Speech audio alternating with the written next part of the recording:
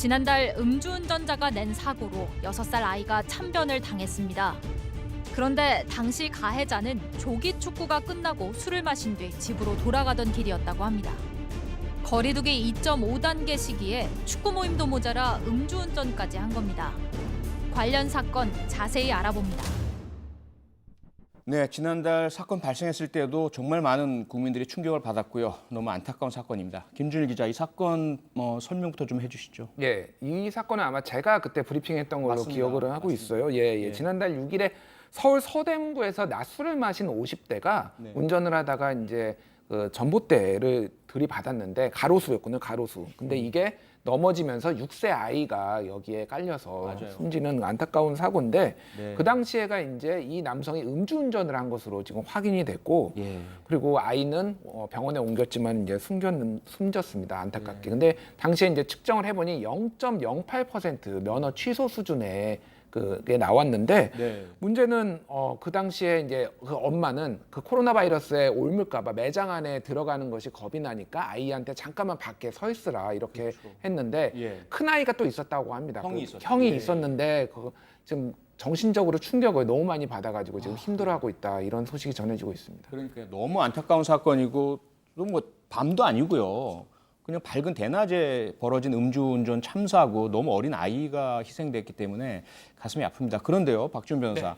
이 음주운전 가해자의 당시 행적이 추가로 지금 밝혀지고 있는 것 같습니다. 이 JTBC에서 취재를 했습니다. 예. 해보니까 이 운전자 낮술이 3시 반이었거든요. 네네. 오후 3시 반. 그렇죠. 뭘 했냐고 보니까 사고 당일 아침에 조기 축구회를 한 걸로 보입니다. 아. 조기 축구회 끝나고 축구 끝난 다음에 술을 마시고요. 네. 술 마시고 집으로 돌아가는 길에 저렇게 음주운전으로 사고를 낸 것으로 지금 취재가 되고 있습니다. 아니 조기 축구를 하는 분들은 상당히 서로 가깝기도 하고요. 그다음에 음주하면 누가 차가 있는지 운전할 건지 다 아실 텐데 이거 주변에서 말리지 않았답니까? 유가족의 좀 얘기에 따르면 예. 그 당시 이제 축구하고 나서 또 네. 술 마시니까 뭐 대리도 있고 뭐 여러 가지 방법들이 있잖아요. 그럼요. 그래서 지인들이 말렸다고 합니다. 좀 가지 마라. 말렸는데 그 말 듣지 않고 운전을 했다고 유가족들은 그렇게 밝히고 있습니다. 유가족에 의하면. 네. 네.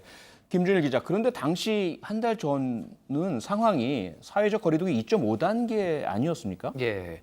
그러니까 그게 좀 더 뭐 개인적으로 좀 화도 나고 그런 네. 상황인데 예. 2.5단계였다라고 하면은 예. 사실은 뭐 이런 외부 모임조차 자제를 하는 상황이었는데 하면 안 되는 상황이었죠. 안 되는 상황이었는데 모여서 뭐 운동을 하고 그리고 술까지 먹었다. 이거가 지금 이런 비극으로 이어진 게 좀 화가 많이 나고요. 당시에 네. 또 환자들이 굉장히 많이 몰려가지고 이런 응급차가 오는 게 좀 늦어졌다. 이렇게 유가족 측은 또 그렇게 얘기를 하고 있습니다. 그 그래서 상황 때문에. 예. 그래서 뭐 응급차가 와서 하는 데까지 1시간이나 걸렸다 이런 얘기를 유가족들이 하고 있어서 그것도 굉장히 안타까운 지금 상황인 것 같습니다. 네.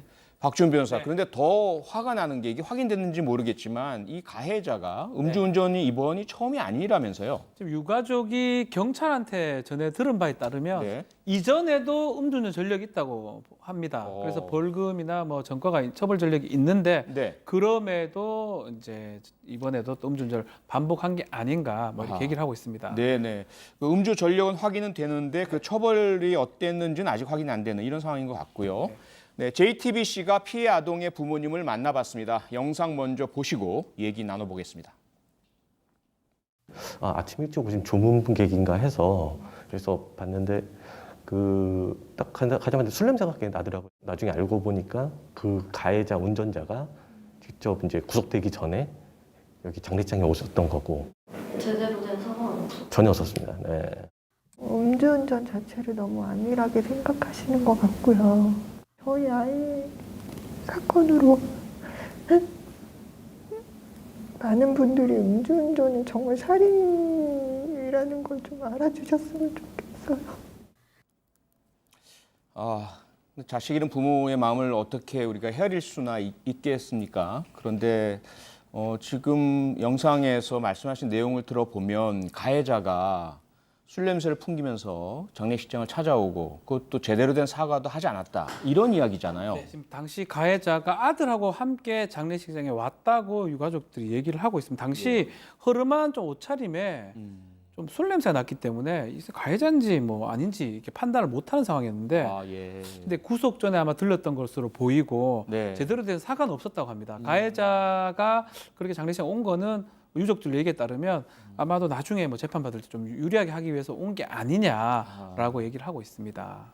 김준일 기자, 우리가 영상에서도 봤지만 그 부모님께서 원하시는 게 그 인상적이에요. 음주운전은 살인이라는 거. 예. 이 말씀을 하시면서 이번 사건만이 아니라 정말 음주운전은 막아야 된다, 엄벌을 해달라 이런 취지의 말씀인 것 같은데요. 예, 피해 아동 부모가 청와대 국민청원에 네. 이런 음주운전 가해자의 처벌을 좀 강하게 해달라라는 이런 청원을 올린 상황이고요. 네. 그리고 뭐 지금 윤창호법이 있기는 하지만은 예. 아직도 좀 이런 부분들이 미흡하다 이렇게 인식을 하고 있는 것 같습니다. 네. 아무리 형량을 높여도 또다시 이렇게 음주운전 사고가 나니까 도대체 어떻게 될지 감이 좀 안 잡히는 상황이기도 한데요. 피해 아동 부모의 요청과는 달리 사실상 윤창호법이 적용돼도 그렇게 무거운 처벌들이 내려지고 있지 않다. 이러한 분석들이 있더라고요. 좀 엄밀하게 말하면 네. 윤창호법은 이제 특가법상 위험운전치사상죄입니다. 뭐 3년 이상의 징역. 네. 근데 단순 또 음주운전 같은 경우는 아직까지도 집행유예나 벌금형이 많습니다. 예. 그렇기 때문에 집행유예 밑으로 비율 자체가 76%거든요. 아하. 윤창호법 시행 이후에도 예. 아직까지 처벌이 미약한 게 아니냐 이런 얘기가 나오는 게 사실입니다. 네, 음주운전 사고로 소중한 가족을 잃는 일이 다시는 일어나지 않길 바랍니다.